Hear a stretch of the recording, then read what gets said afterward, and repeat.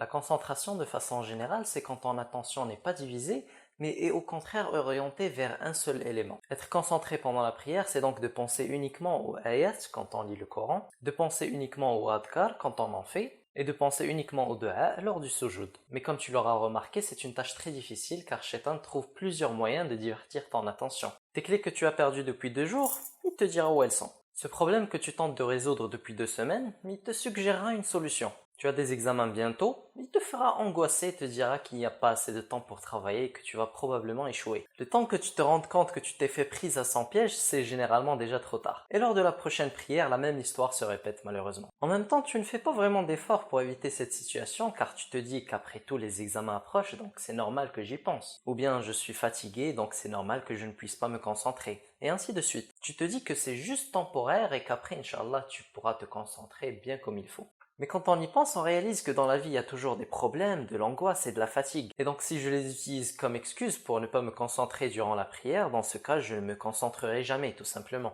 Donc quelle est l'alternative? Comment s'en sortir? La solution, c'est d'utiliser ces distractions elles-mêmes comme moyen pour t'aider à te concentrer. Par exemple, quand tu es fatigué, tu attends le sujoud et tu demandes « Ya Allah, redonne-moi de l'énergie ». Quand tu angoisses, « Ya Allah, aide-moi car personne ne peut m'aider à part toi ». Et quand tu es dépassé, Ya Allah, aide-moi à résoudre ce problème, je n'en peux plus. Donc à chaque fois que tu as une distraction, tu la repousses avec l'intention d'en faire un dua une fois que tu es dans le sujoud.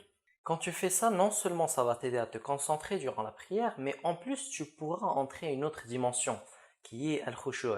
C'est en état quand par exemple tu es dans le besoin et que tu implores Allah pour qu'il satisfasse ce besoin. Et Allah aime qu'on soit dans cet état de khushu', donc ça va te rapprocher de lui. Mieux encore, Allah parle de ceux qui ont al-khushu' pendant la prière et dit قَدْ أَفْلَحَ الْمُؤْمِنُونَ الَّذِينَ هُمْ فِي صَلَاتِهِمْ خَاشِعُونَ. Les croyants qui ont al-khushu' durant leur prière ont réussi. Mais quelle est cette réussite? Allah répond à cette question quelques ayats plus tard. أُولَئِكَ هُمُ الْوَارِثُونَ الَّذِينَ يَرِثُونَ الْفِرْدَوْسَ hum fiha khalidun. Ce sont ces croyants-là qui héritent Jannat al-Firdaus dans laquelle ils restent éternellement. Or, Jannat al-Firdaus, c'est le paradis le plus haut qui soit. Allah, quelle réussite! La prochaine fois que tu pries et que Shaitan essaie de te distraire, utilise ces distractions pour faire des du'a et donc gagner non seulement dans cette vie, puisque Allah va t'aider à résoudre tes problèmes, mais aussi à réussir dans la vie de l'au-delà puisque tu entres dans la catégorie de musulmans qui ont al-khushu' et qui ont donc un ticket pour Jannat al-Firdaus. Je t'invite à t'abonner et à sonner la cloche si tu aimes ce genre de vidéo. Assalamu alaikum wa rahmatullahi wa barakatuh.